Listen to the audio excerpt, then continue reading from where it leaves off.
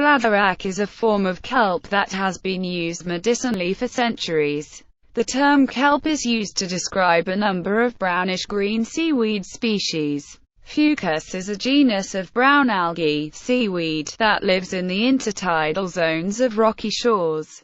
The main use of the herb has been for the stimulation of the thyroid gland and as a treatment for obesity and cellulite. Bladderwrack is rich in iodine, calcium, magnesium, potassium, sodium, sulfur, silicon and iron, and high in some B-complex vitamins. It contains moderate amounts of phosphorus, selenium, manganese and zinc, and small amounts of vitamins A, C, E and K. Bladderwrack is used for many conditions, but, so far, there isn't enough scientific evidence to determine whether or not it is effective for any of them. It's also important to note that it's not safe to take bladderwrack by mouth.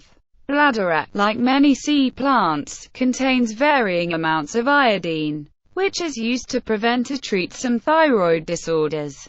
The consumption of seaweeds has also been associated with lower cancer rates. Bladderwrack powder is filled with minerals that help nourish and cleanse the skin of toxins that cause dryness, wrinkles and excess fluid retention. States from Nature with Love. The powder, which may be purchased from most natural food or health stores, may be added to bath water, soaps, wraps and to facial scrubs and salts for detoxification of the skin. In a case report published in 2004, researchers found that dietary intake of bladderwrack produced anti-estrogenic effects in 3 premenopausal women, according to the study's authors.